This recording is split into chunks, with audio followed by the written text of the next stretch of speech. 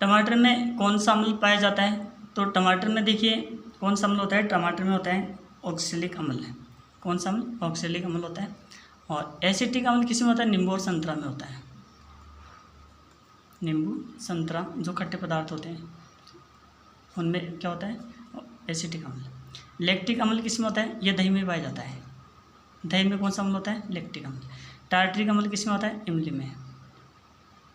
Tartaric अम्ल किस में होता है? इमली में। ठीक है, अगला प्रश्न देखिए, नाइट्रिक अम्ल का रासायनिक सूत्र क्या होता है? तो नाइट्रिक अम्ल का रासायनिक सूत्र देखो, ये H2SO4, ये सल्फ्यूरिक अम्ल है। ये कौन सा है? सल्फ्यूरिक अम्ल है। सल्फ्यूरिक अम्ल है। ये अमोनियम क्लोराइड है। अमोनियम क्लोराइड है।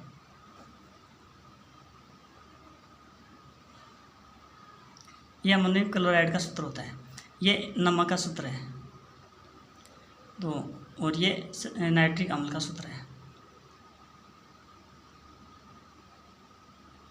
नाइट्रिक अम्ल है दोस्तों, इसको सोरे का अम्ल भी कहते हैं। सोरे का अम्ल है। और इसके बाद में यहाँ पर देखो NaCl, ये नमक है, अमोनियम क्लोराइड, और ये क्या है? ये और ये गंधक का अम्ल भी होता है। इसका दूसरा नाम गंधक का अम्ल है। गंधक का अम्ल है। ठीक है, ये गंधक अम्ल है। और एक और होता है, इसको भी याद रख लो, HCl, और इसको कहते हैं नमक का तेजाब। नमक का तेजाब है। ठीक है, इसको क्या कहते हैं? नमक का तेजाब। अगला प्रश्न देखिए, विरंजक चूर्ण का रासायनिक सूत्र क्या होता है? तो देखिए विरंजक चूर्ण का रासायनिक सूत्र होता है CaOCl2। कई एग्जाम्स में पूछा गया है। ये विरंजक चूर्ण है। ये विरंजक चूर्ण का सूत्र है। क्लियर? और ये सोडियम हाइड्रोजन कार्बोनेट है। सोडियम हाइड्रोजन कार्बोनेट, इसको कहते हैं खाने का सोडा। खाने का सोडा दोस्तों, ये खाने का सोडा का रासायनिक सूत्र है। इसको बेकिंग पाउडर भी कहते हैं, याद रख लेना। बेकिंग पाउडर का सूत्र यही है, बेकिंग पाउडर। क्लियर? और दूसरा यहाँ पर देखो CaSO4 कैल्शियम सल्फेट, और इसमें दो जल के अणु है। ये जिप्सम का सूत्र है। किसका सूत्र है? जिप्सम। और यहाँ पर अगर मैं आधा कर दूँ इसको, तो इसका ये हो जाएगा CaSO4 डॉट H2O, यानी आधा जल का अणु। दो की जगह आधा कर देते हैं। दो की जगह आधा करेंगे तो ये क्या बन जाएगा? प्लास्टर ऑफ पेरिस, POP बन जाएगा। प्लास्टर ऑफ पेरिस, जो हड्डियों के और इनकी इलाज के लिए काम आता है। जिसकी हड्डियाँ टूट जाती है उसमें पट्टा बांधे, इसको स्प्रे सीमेंट भी कहते हैं। POPP इसका शॉर्ट नेम है। क्लियर? तो आगे वाला प्रश्न देखिए, एक्वारेजिया निर्माण में सांद्र HCl तथा सांद्र HNO3 नाइट्रिक अम्ल है। ये क्या है? HCl हाइड्रोक्लोरिक अम्ल है। ये हाइड्रोक्लोराइड। अब इसका किस अनुपात में मिलाया जाता है? यानी HCl और HNO3 किस अनुपात में मिलाते हैं? तो इसको 3:1 के अनुपात में मिलाते हैं। तो याद करने का ट्रिक बता देता हूँ मैं आपको, ताकि कंफ्यूज नहीं हो, पर्सन गलत नहीं हो। तो देखिए, अब आप दोनों चीज़ों को लिखिए और उल्टा सीधा कर दीजिए। यहाँ पर 3 कर दीजिए और इसका 1 कर दीजिए, तो आपको याद रह जाएगा 3:1। उल्टा सीधा होता है ये अनुपात। ठीक है? और ये क्या काम करता है? धातु को गलाने का काम करता है। कई बार इसे पूछ लेते हैं, जो सोना चांदी की जो गहने होते हैं, आभूषण होते हैं, उन आभूषणों को अगर इनसे धोया जाए, इससे एक्वारेजिया से, तो उसको वह चमकने लग जाता है। दोस्तों, वो चमकता नहीं है, वो उसमें घुलता है, और घुलने के कारण से उसका वेट भी कम हो जाता है। अगला प्रश्न देखिए, क्लोरीन के संयोजकता कोष में कितने इलेक्ट्रॉन होता है? तो क्लोरीन का जो संयोजकता कोष होता है, यानी बाहर वाला कोष होता है, उसमें कितने इलेक्ट्रॉन होते हैं? तो क्लोरीन 17 नंबर का है। कितने नंबर का है? 17 नंबर का। और क्लोरीन 17 नंबर का है, तो इसमें अंदर वाले कोष में कितने इलेक्ट्रॉन हो गए? 2। बाहर वाले में 8 हो सकते हैं। कितने? 8। तो 2 और प्लस 8 कितने हो गए? 10। 10 तो अंदर आ गए। अब बाहरी कोष होता है, उसको संयोजकता कोष कहते हैं। बाहर वाले कोष को क्या कहते हैं? संयोजकता कोष। जो सबसे बाहर वाला कोष होता है परमाणु का, उसे क्या कहते हैं? संयोजकता कोष। तो ये संयोजकता कोष है। अब ये 10 2 और 10 कितने? 2 और 8 10 हो गए। अब 10 से टोटल 17 होते हैं। 17 में से 10 घटा दो, कितने बचे? 7 बचे हैं। 17, तो ये आ जाएगा इसका संयोजकता कोष में कितने इलेक्ट्रॉन होते हैं? 7। और इसकी अगर मान लो इसकी संयोजकता पूछे तो इसकी कितनी होती है? -1। क्लियर? क्लोरोफॉर्म का रासायनिक सूत्र क्या होता है? क्लोरोफॉर्म का रासायनिक सूत्र होता है CHCl3। ये क्या है? Carbon tetra chloride. Carbon tetra का मतलब 4 होता है दोस्तों, यहाँ पे 4 क्लोरीन है इसलिए कार्बन टेट्रा क्लोराइड। और ये क्या है? ये क्लोरोफॉर्म है। क्लोरोफॉर्म का सूत्र ये होता है।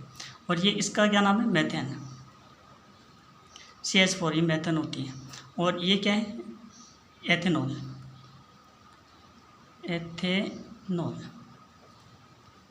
ये एथेनॉल है, CH3CH2OH। और ये क्लोरोफॉर्म निश्चेतक के रूप में काम आता है, यानी बेहोशी के लिए काम में लेते हैं इसको। और इसका उपयोग निषेध होता है, इमरजेंसी में यूज करते हैं, अन्यथा कई बार जो पेशेंट होता है उसको नुकसान भी हो जाता है। अगला प्रश्न देखिए, एसिटिक अम्ल के कितने प्रतिशत विलयन को सिरका कहते हैं? यानी एसिटिक अम्ल कितना प्रतिशत डाले जाए उसको हम सिरका कहेंगे। तो इसका होगा 3 से 4%, याद रखना इसको। आधुनिक आवर्त सारणी का निर्माण किसने किया था? तो देखिए, आधुनिक आवर्त सारणी का निर्माण हेनरी मोजले ने किया था। और हेनरी मोजले ने इसका निर्माण किया था, किस आधार पे बताया था? तो इसको आप याद रखोगे, परमाणु क्रमांक के आधार पे बताया था। परमाणु क्रमांक, यानी उसने बताया था कि तत्वों के जो भौतिक और रासायनिक गुण होते हैं परमाणु क्रमांक के आवर्ती फलन होते हैं, यानी परमाणु क्रमांक के ऊपर डिपेंड करते हैं। और इसने परमाणु भार के आधार हेनरी मेंडलीफ ने भी प्रयोग किया था। और इसने परमाणु भार के आधार पे किया था, परमाणु भार के आधार पे आवर्त सारणी बनाई थी। न्यूलैंड्स ने अष्टक नियम दिया था। कौन सा नियम दिया था? अष्टक का नियम। सारे गामा पदनिसा के आधार पे बताया था उसने कि परमाणु का भार है ना सारे गामा पदनिसा के अनुसार होता है। तो 8वां जो परमाणु होता है उसके गुण पहले वाले परमाणु के समान होते हैं। डोबेराइनर ने त्रिक दिया था। डोबेराइनर ने क्या दिया था? त्रिक। और बताया था कि जो पहला और जो थर्ड वाला है उनके माध्य गुण उस बीच वाले से मिलते हैं। पायरुवेट के विखंडन से यह कार्बन डाइऑक्साइड तथा ऊर्जा दोनों देता है। यह क्रिया होती है ये कहाँ पर होती है? तो दोस्तों ये माइटोकॉन्ड्रिया में होती है। माइटोकॉन्ड्रिया क्या होता है? ये कोशिका का शक्तिग्रह होता है। क्या होता है? कोशिका का शक्तिग्रह है। कोशिका का शक्तिग्रह है माइटोकॉन्ड्रिया होता है, शक्तिग्रह है, पावर हाउस होता है ये कोशिका का। और हरित लवक ये प्रकाश संश्लेषण ये पादपों में होता है दोस्तों। किस में होता है? पादपों में। और ये क्या करता है? प्रकाश संश्लेषण की क्रिया करता है। प्रकाश संश्लेषण की क्रिया में ये इसका काफ़ी सहयोग होता है। प्रकाश संश्लेषण की क्रिया इसी की उपस्थिति में होती है। और कोशिका द्रव्य जो कोशिका के अंदर जो द्रव्य होता है भरा हुआ, लिक्विड भरा होता है, उसको कोशिका द्रव्य कहते हैं। और ये सारे जितने भी चीज़ें हैं उन कोशिका के अंदर जितने अवयव पाए जाते हैं सारे घटकों को क्या करता है? ये अपने स्थान पर नियत रखता है। अगर कोशिका द्रव्य नहीं होता सारे के सारे इधर उधर भी करने लग जाएंगे। उनको स्थायित्व का काम करता है। और केंद्र क्या होता है? बीच में होता है। और केंद्र में क्या होता है? कोशिका का जो केंद्र होता है उसमें जीन पाए जाते हैं, आनुवांशिक घटक पाए जाते हैं। पत्तियों का मुरझाना किस हार्मोन के प्रभाव के कारण होता है? याद रख लेना, एब्सिसिक अम्ल इसके कारण से होता है। अगला प्रश्न देखिए, पादप नर जनन अंग कौन सा होता है? पादप नर जनन अंग कौन सा होता है? तो ये आएगा पुंकेसर। तो देखो आप कई बार अपने पादप के जो फूल देखे होंगे, फूलों के अंदर जो फूल होते हैं फूलों के अंदर है ना इस प्रकार की संरचनाएं पाई जाती हैं। इस प्रकार की संरचना पाई जाती है जिसको क्या कहते हैं? पराग कहते हैं। क्या कहते हैं? पराग। और यहाँ पे जो पराग होते हैं ये है ना, तो ये जो अंग होता है ना ये क्या होता है? पूरा नर जनन अंग होता है जिसको क्या कहते हैं? पुंकेसर कहते हैं। स्त्री केसर ये मादा जनन अंग है पादप का, मादा जनन अंग है। पुंकेसर में क्या पाया जाता है? याद रखोगे, पराग कण पाए जाते हैं। पराग कण है। अगला प्रश्न, जल का अपवर्तनांक क्या होता है? जल का अपवर्तनांक कितना होता है, ये होता है 1.33। और ये अपवर्तनांक क्या होता है, यानी अपवर्तनांक जैसे प्रकाश की गति से रिलेटेड होता है। तो ठीक है, तो यहाँ पर जो प्रकाश मतलब अपवर्तनांक म्यू बराबर होता है पदार्थ का अपवर्तनांक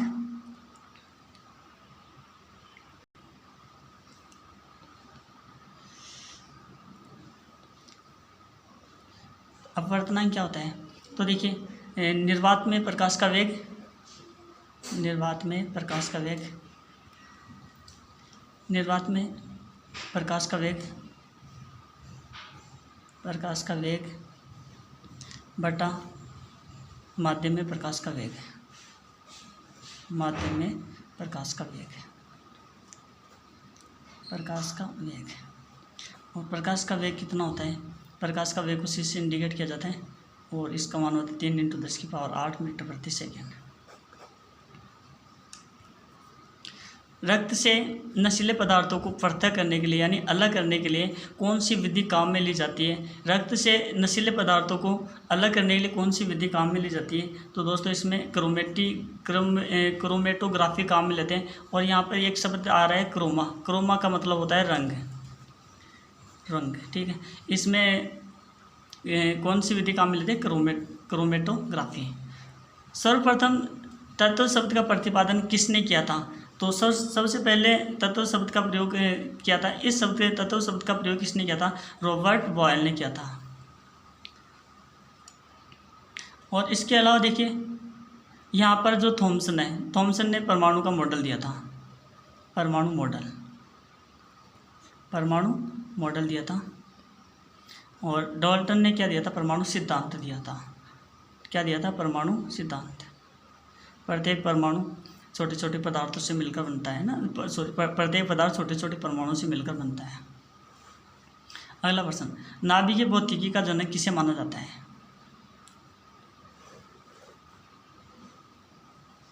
तो रदरफोर्ड ने को माना जाता है। और रदरफोर्ड ने नाभिक की खोज की थी। अल्फा जो सोने की पतली पन्नी लेकर के उसके ऊपर अल्फा कणों की बौछार की थी और उसने बताया था कि अधिकांश अल्फा कण सीधे निकल जाते हैं, अधिकांश अल्फा कण क्या करते हैं, सीधे निकल जाते हैं। और इसलिए जो परमाणु का अधिकांश भाग खाली होता है और बीच के भाग में क्या होता है, नाभिक होता है। क्या होता है, नाभिक। तो नाभिक की खोज के बारे में पूछे तो भी रदरफोर्ड करना।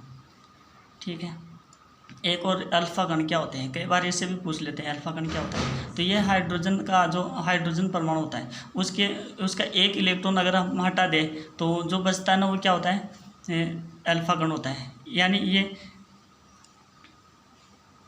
क्या होता है, हाइड्रोजन आयन का पॉजिटिव कण होता है।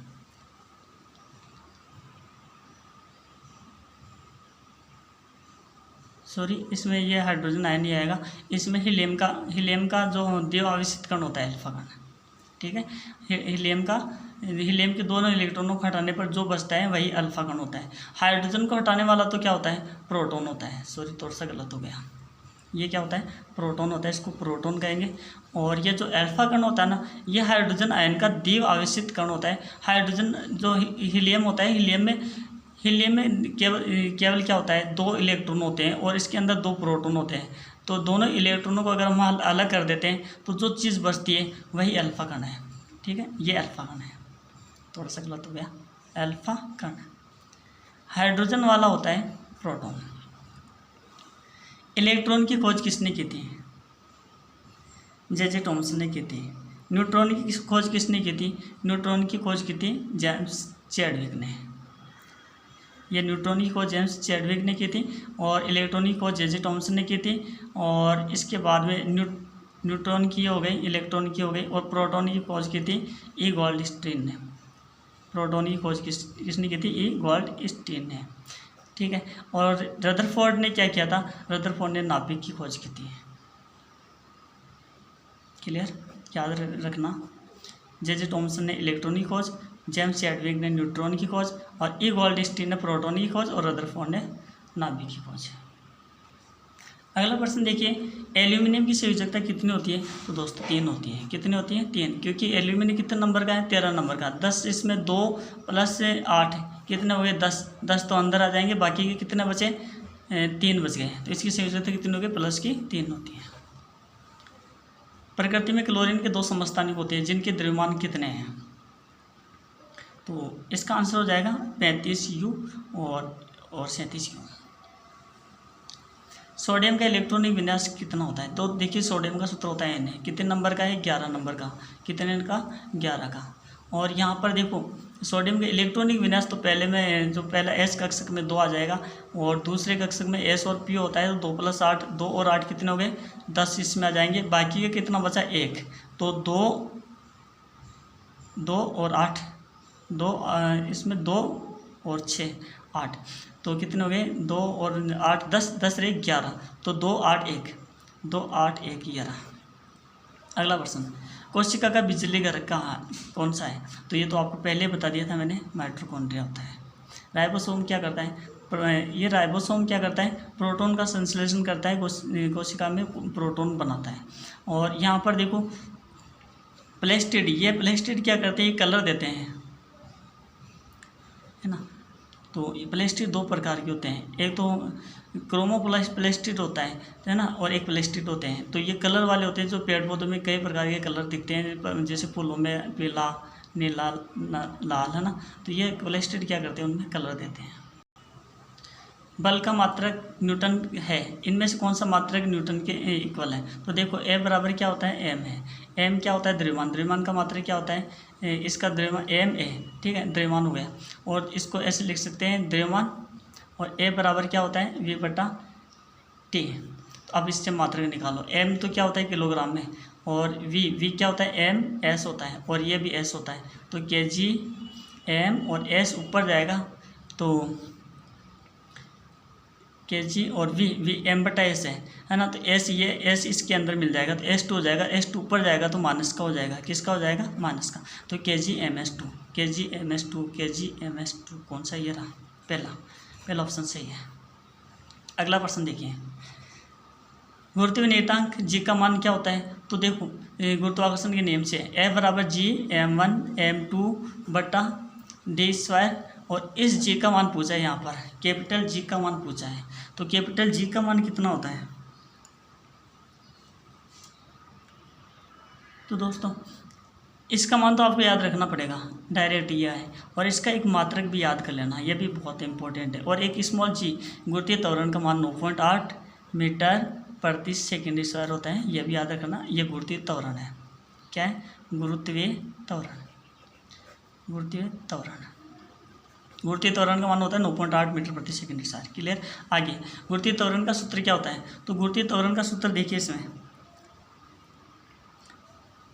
यह होता है, इसका मान एक बार आपको निकाल के बताता हूँ। ए बराबर क्या होता है? एम ए, एम जी, है ना, एक की जगह जी रिप्लेस हो जाएगा, और बराबर जी एम और कैपिटल एम, इसको डिफरेंस करने के लिए 1 लगा देता हूँ, और यहाँ हो जाएगा आर आर। ठीक है, अब देखो आर स्क्वायर, यहाँ पर आर स्क्वायर होगा।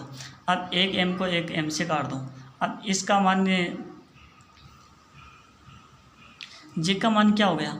जी बराबर जी एम, और इस जो स्मॉल है ना इसको कैपिटल कर दो, और बटा आर स्क्वायर। तो यहाँ पे कौन सा सूत्र मैच कर रहा है? देखिए, तो इसमें यहाँ और ये दोनों में आर स्क्वायर, इसमें आर स्क्वायर नहीं है, तो ये वाला ऑप्शन राइट होगा। अगला प्रश्न देखिए,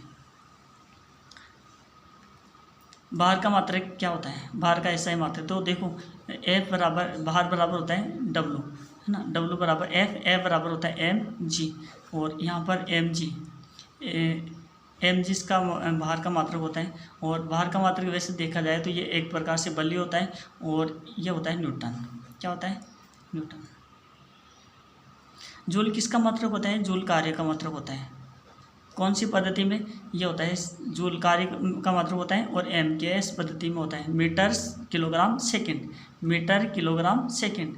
और अर्घ है ना, अर्घ भी कार्य का ही होता है, अर्घ भी कार्य होता है। ये किस में होता है? CGS पद्धति में। और डायन किसका मात्रक होता है? डायन दोस्तों ये बल का मात्रक होता है, लेकिन ऐसा ही पूछा है यहाँ पर, है ना। ये CGS पद्धति में होता है, बल का मात्रक ही होता है डायन। और ये CGS centimetre gram second, centimetre gram second में होता है। दाब का ऐसा ही मात्रक क्या होता है? तो देखो दाब भी बराबर क्या होता है? दाब होता है बल बटा क्षेत्रफल। क्या होता है? बल बटा क्षेत्रफल। ठीक है, बल का मात्रक क्या होता है? न्यूटन, और क्षेत्रफल का मात्रक होता है ए स्क्वायर। ठीक है, अब इसको ए स्क्वायर को ऊपर ले जाओ तो न्यूटन A-2, ये है ना, ए तो न्यूटन तो आ जाएगा n, और ए का मान क्या होता है? एम। ये एरिया है, मीटर, ये क्या है? क्षेत्रफल का स्क्वायर, और क्षेत्रफल का मीटर में माने ना तो क्या हो जाएगा? m और माइनस का 2, तो Na-2। Na-2 कौन सा? और ये वाला, इसी का दूसरा नाम होता है पास्कल। पास्कल है न्यूटन मीटर स्क्वायर, न्यूटन बटा मीटर स्क्वायर, इसी को क्या कहते हैं? पास्कल। ऐसे भी बोल सकते हैं न्यूटन बटा मीटर स्क्वायर, इसी को बोलते हैं पास्कल। क्लियर? नेक्स्ट क्वेश्चन, प्रणोद का मात्रक, प्रणोद का सूत्र क्या होता है? प्रणोद का सूत्र दाब गुना क्षेत्रफल है। यूरेका शब्द का अर्थ क्या होता है? यूरेका शब्द का अर्थ क्या होता है? मैंने पा लिया।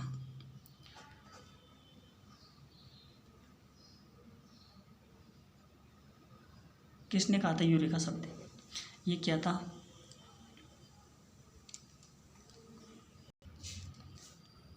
देखो दोस्तों, यहाँ पर है ना आर्किमिडीज, यहाँ पर एक टब है, पानी से भरा हुआ है, और इस टब में आर्किमिडीज यहाँ पर क्या कर रहा था? स्नान कर रहा था, नहा रहा था, और नहाते नहाते क्या हुआ? उसने उसको लगा कि उसका वेट कुछ कम हो रहा है, तो ये एकदम से यूरेका यूरेका कहते हुए चिल्लाया, यानी कि मैंने पा लिया, मैंने पा लिया। और यानी क्या पा लिया? उसने सोचा कि मेरा वेट कम हो गया, तो कोई कारण है पानी के अंदर, है ना। तो ये यूरेका यूरेका शब्द आर्किमिडीज चिल्लाया था। कौन चिल्लाया था? Archimedes, Archimedes. Clear? Next question, मुक्त पतन का त्वरण कितना होता है? तो दोस्तों मुक्त पतन होता है 0। लेंस की समता किस में मापी जाती है? लेंस की समता डायप्टर में मापी जाती है। ये पास्कल किसका मात्रक होता है? ये बल का उसका दाब का मात्रक है। और न्यूटन किसका है? न्यूटन बल का मात्रक है। और केल्विन किसका मात्रक है? ये तापमान का मात्रक है।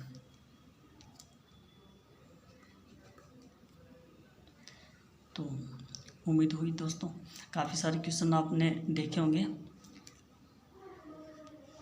और कुछ समझ में भी आए होंगे आपके। अगर किसी क्वेश्चन में कोई डाउट हो तो आप ज़रूर कमेंट करना।